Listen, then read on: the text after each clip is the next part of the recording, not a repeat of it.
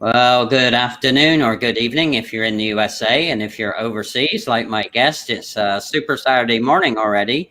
I am AKA the guy in the blue shirt, or Mr. Simpler, Faster, Better, Bruce Carnahan. I am so honored to have Miss Pauline Nguyen from somewhere in Australia. I forgot to ask you where you were today. Bondi Beach, Sydney.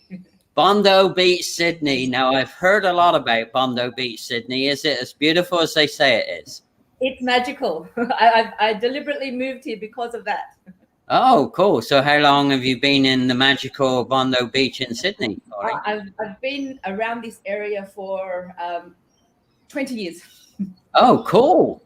Awesome. So how did you find out about the beach? Or have you just have a natural affinity as part of your spiritualization to gravitate there? A bit of both, actually. I, along with business mentors and coaches and entrepreneurs, I also have a shaman, a psychic, and an astrologer. Oh, wow. And they're all the unfair advantage. And of all the places in the world where I would get planetary support, as well as be somatically the most inspired is and the eastern border of Australia is one of them. So it's a very deliberate practice that I move here. And also, you know, we are 75-80% water. So why wouldn't we be living near the water? Yeah, especially if you love water, like I'm sure part of your calm place. Well, I know it is based on the posts that I've seen. So tell us a little bit about the creation of the spiritual entrepreneur, because it's a fascinating title, and I'm sure it's been a fascinating journey. So tell us the high points of the spiritual entrepreneur. Yes, thank you, Bruce. I would love to clear up something first. I would love to clear up that the spirituality that I teach, I need to clear the confusion that the spirituality that I teach has nothing to do with religion. Oh, absolutely. No, I get it. Yeah. I believe that spirituality does not need religion. It is religion that needs spirituality. And so spirituality I teach also is not about tarot card reading or palm reading or looking into the crystal ball. I need to make that distinction. The spirituality that I teach is about human potential, magnifying human potential, alleviating human suffering. And it all has to do with not only spirituality, but science and spirituality, about getting good at life, getting good at business, getting good at life. So it is ultimately the way of the spiritual entrepreneur is a new frontier in the science of achievement, which is what I like to make the distinction about. And I'm sure a lot of your audience will understand the old ways of entrepreneurship, where we wore, and I'm talking from direct experience here, when we used to wear hard work and, you know, lack of sleep and winning at all costs, and all those old paradigms as a badge of honor. Gone those days because they're not working anymore, right? They just don't work anymore. That is not about uplifting the human spirit or magnifying human potential. And it is certainly not alleviating suffering. If anything, it is amplifying suffering.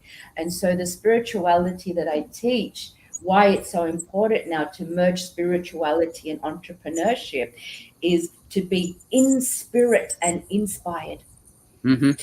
And what do we do semantically? The words we use, the people we surround ourselves with. What do we do somatically? How do we look after our health? How do we have what we put into our bodies? How is our system operating? And then, of course, somatically, to understand that there are other aspects to ourselves, not just this 3D world, not just this 3D body. And so to be in spirit and inspired means to not only look at our mindset, but also ask about our heart set. How much do we love? How easily will we forgive? How kind will we be in our day-to-day operations? And then also to ask then, what about our health set? Without our health, there is no wealth, right? Which is why I spend a lot of time in the ocean, watching the sunrise, doing a whole lot of stuff to keep my body at its peak, right? But this is not at its peak. Doesn't mean hurting myself at the gym or doing strenuous things. It's about inner peace, and then also about the soul set, the spirit. How do we tap into that? And I know so many truly successful people who live their lives in spirit and inspired to perform all tasks from a higher level of mind. I think this is the new frontier in the science of achievement. Right. Well, Gracie just jumped on. She said, thanks, good to know the difference, Pauline. So thanks for that. And so, you know, I'm all about simpler, faster, better. So it's funny. I believe in a ground rule called 𝒂𝒏𝒆, which is mind, body, soul. So, and so that's kind of my fast tip, is to collect all of that together that you said, and I will put it under that umbrella of 𝒂𝒏𝒆. It means other things in other countries, that acronym. So mind, body, and soul is, and when you can get that working all together like a perfect process, then you get unbelievably amplified results, right? Absolutely. We're here to do three things. We're here to evolve. How do we do that faster, better, right? Right. And in state of joy, to do it in a state of joy, and then to push our humanity forward, you know. And so the way of the spiritual entrepreneur or spiritual entrepreneurship is ultimately about getting good at life, right? How do we get good at life? Yeah, and trouble is with that, life keeps changing on a dime. So so you have to be able to spin pretty quickly between your mind, body, soul, and your balance. And and that to me, that's the hardest thing, is how do you spin quickly to react and still stay in balance without getting out of balance. So, you know, back to your point, you know, I was sharing offline that I've just moved states, and I've unpacked one house and repacked another house, and still been traveling for work and all of those things. And so I fell into the trap of the workaholism to get through the challenge, right? So, and I know it's easy to do, right? So but if we understand that if the main objective is to consistently contribute to our well-being, no matter what, it makes the pivoting very easy. It makes it easier. Pivot is a redirection of energy. And so to understand that we live in an age now where we all know change is the only constant. We all know that, and change is going to happen faster than ever, especially during this time. I mean, come on, the world literally stopped for us to reinvent ourselves, right? And so when we tap into that very different paradigm, that this is going to happen even faster now. The question now is not about how can I keep up with change. The question now is, how am I going to transform myself so that I can have a very different viewpoint? Transformation happens when we have a different viewpoint, when we no longer see the world from that other paradigm that we used to see the world in. And so when we take that new paradigm of shit's always going to go down, things are always going to change, it's always going to happen. So, okay. And then when we elevate ourselves to that state, we become lighter on our feet, more adaptable, more malleable. And so every time a little bump comes, or some may see it as a big bump, it is a bump. Right. It's a bump. What are we going to do about it? Well, I have a very weird brain. So when my surroundings are discombobulated, I don't think straight. So it's kind of how I got into helping people clean up their processes, because it drives me nuts when, you know, I'm in disarray in my own environment. So I have to clean up and straighten up and organize before my brain, kind of fires back up and works much better. When I'm in that cluttered, chaotic state, I just don't function properly. And I know that. So, and it took me a long time to admit that to people. And because, you know, as a leader or as a senior manager, you're supposed to be organized come what may, right? So, and now I just say, hey, I have to stop. I've just got to stop, and I gotta get my brain out of this discombobulated feeling. And when I invest time to do that, I get the time back several times over, because I'm on a roll. You know, I'm jiving with my tribe, as I mentioned to you before. You know, you have a warriorship leader, and I have a jive tribe. So, you know.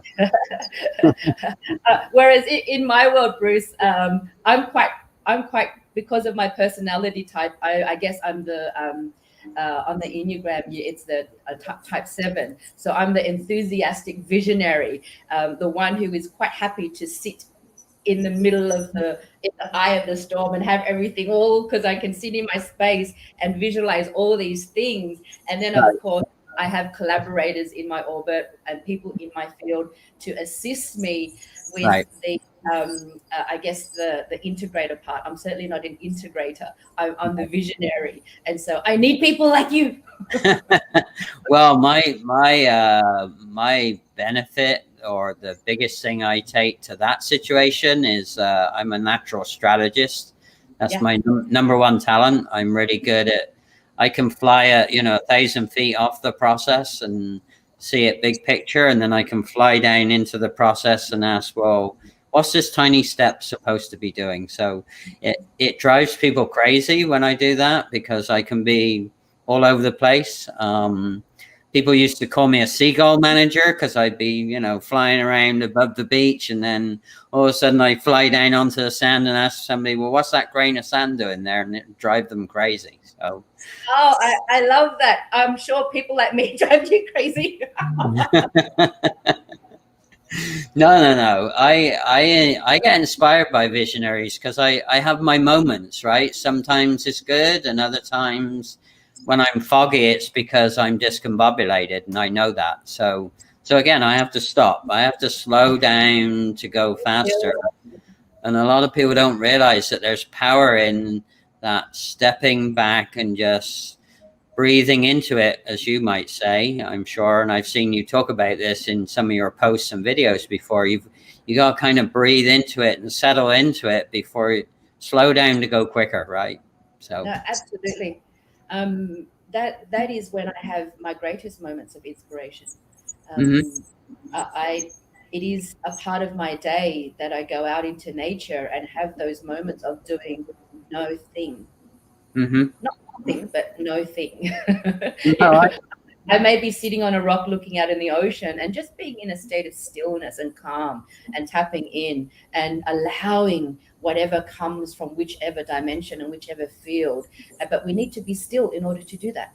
Yeah. So that perfectly leads into my next curiosity I have. So out of everything that you've done, you mentioned that you have some collaborators and coaches that assist you. What would be the biggest couple of steps that you say have really changed your world and elevated your effectiveness to help other people? In order to help other people, I must first get their permission, right? Permission is very important. As a coach or a mentor, when I'm coaching someone and someone says, oh, I love what you've done for me. Please, can you coach my husband? He's really difficult, and he's an adult. And I'm like, why would I want to do that? Remind me why I want to. Why I would want to help someone who hasn't given me permission. And so the first step, to answer your question, Bruce, your first step is the power of a decision. They have to decide first. Never underestimate the power of a decision. And so that also means not only deciding that they now would like someone to help them, it's also deciding that, okay, I'm no longer going to have my past define me.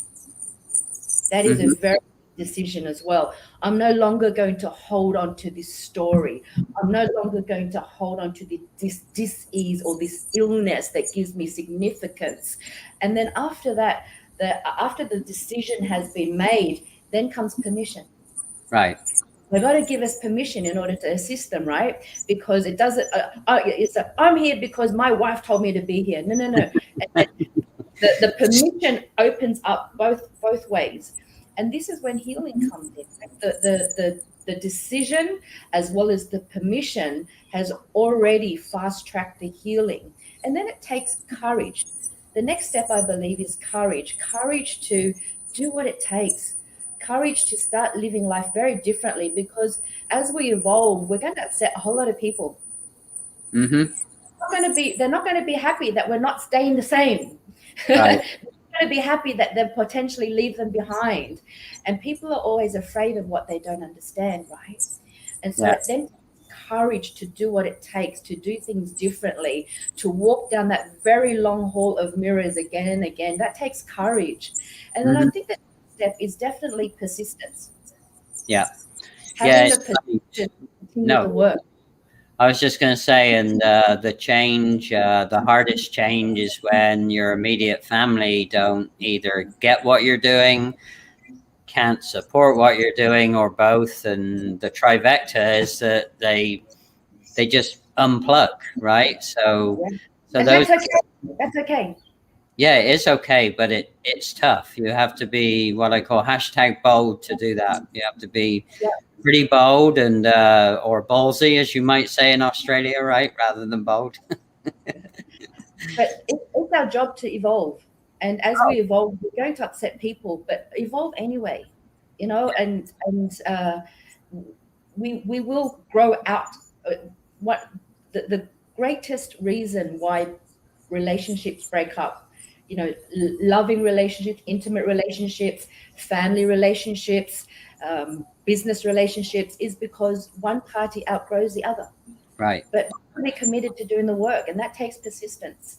And then, of course, to continue to evolve ourselves so that we remain attractive, not physically attractive, but attractive in our presence, in our words, in the way we carry ourselves. Why? So that we can continue to attract people into our orbit to help us to get to where we want to go faster. The collaborators, your jive tribe, as you put it, or I like to say collectives.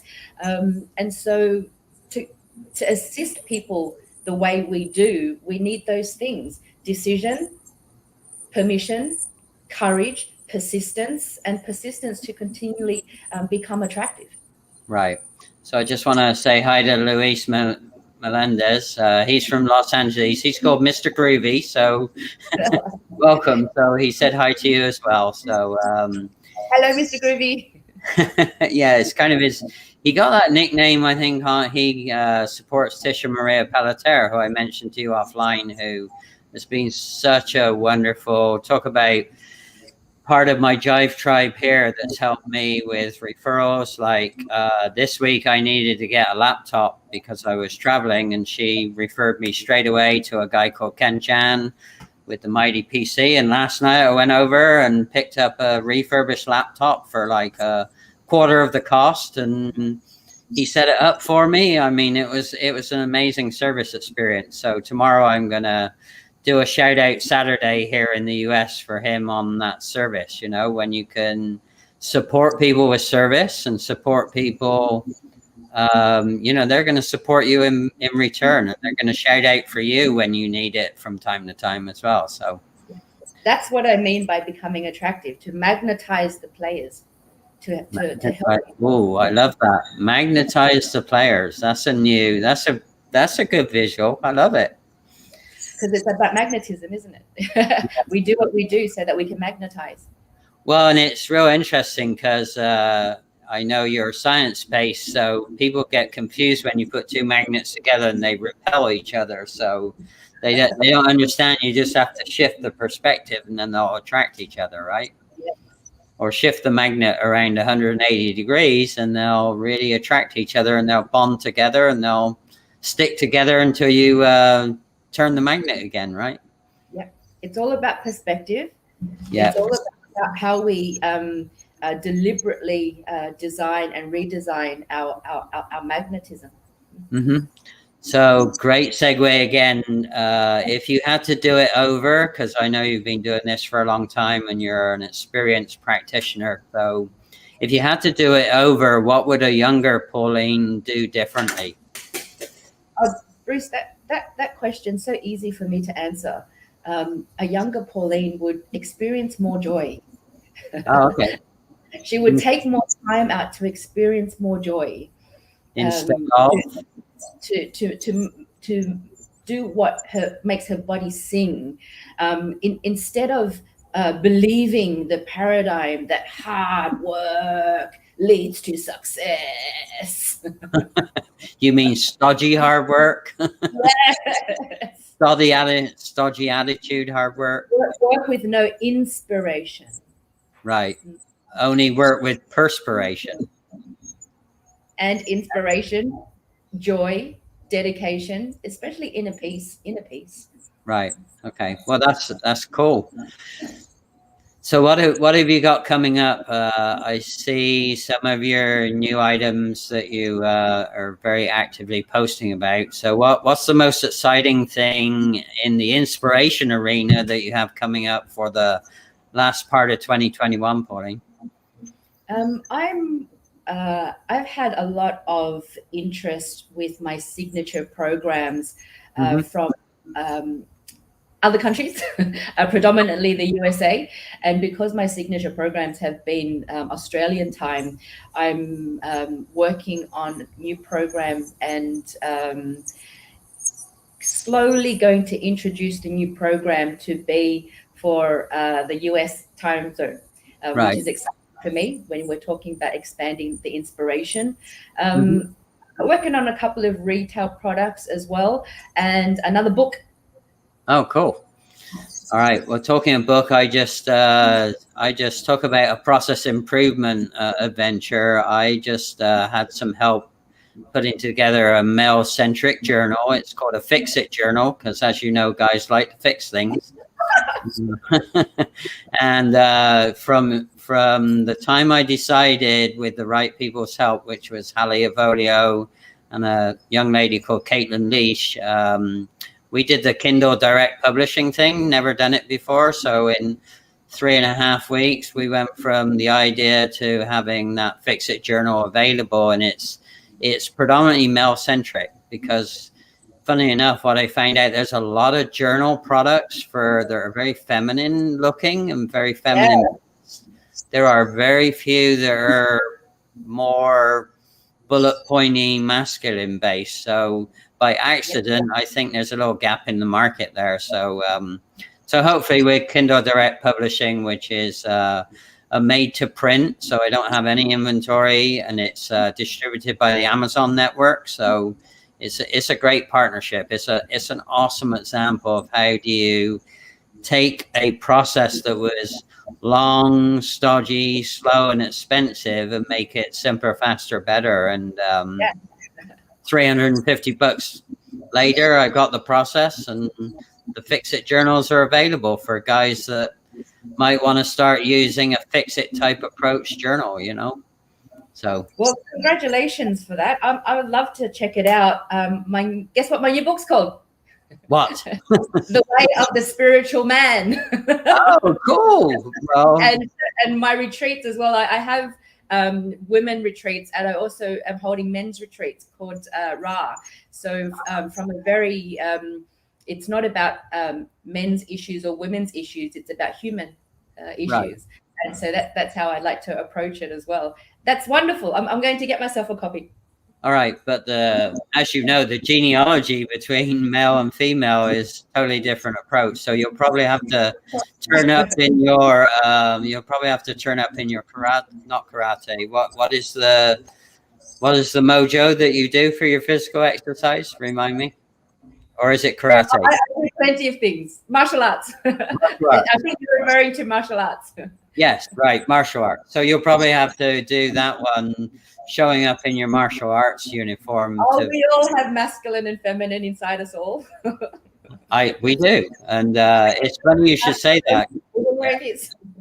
Yeah, I was brought up in an all-female household, so I have a lot of intuitive, more female thought patterns that are tough to deal with sometimes in a predominantly all-male environment. And so, yeah, talk about having to be adaptable. And I wanted to go back to what you said about pivoting. I used to tell people that you got to learn to tap dance to any music. right? So it doesn't matter what the music is, and it might be classical this afternoon, and tomorrow it might be hard rock. Well, you've got to learn to tap dance to every type of music and every type of genre, and that's how I refer to rapid change to people. And if you can't tap dance, then you need to learn, right?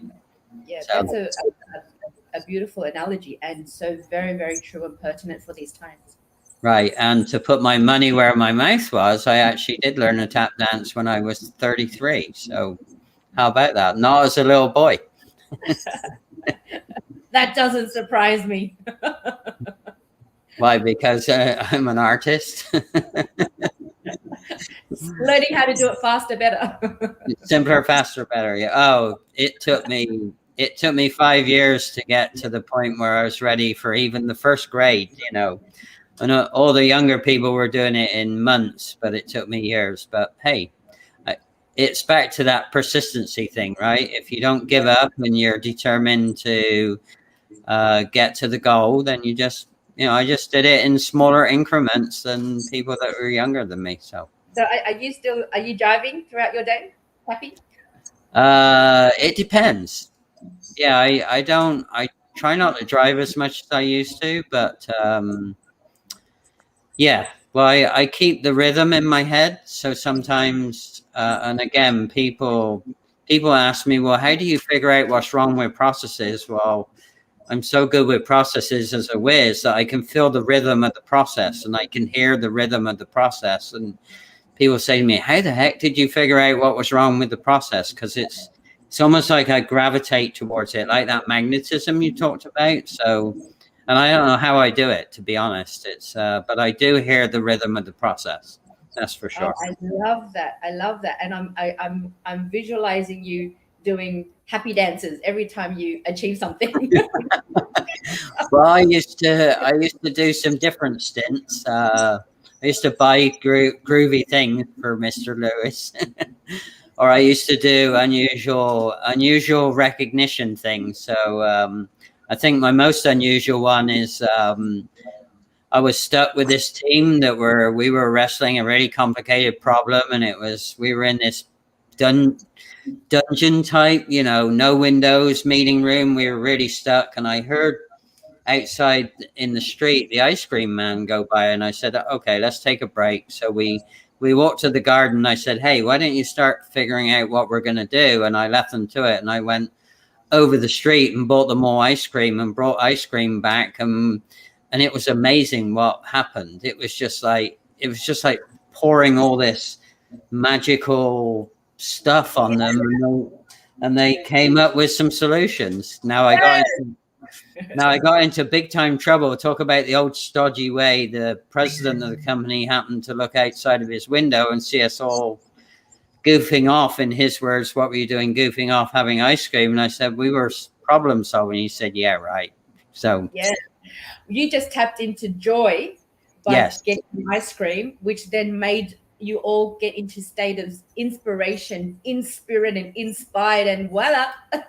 Voila, yeah. But I've done some other crazy things as well. So recognition and reward is so underutilized. I don't know what your thoughts on that. And it can be non-monetary stuff. So it can be very simple things. Simple pleasures are amazingly rewarding when you give them or give permission for people to use them at certain periods of time. So yeah. That's right.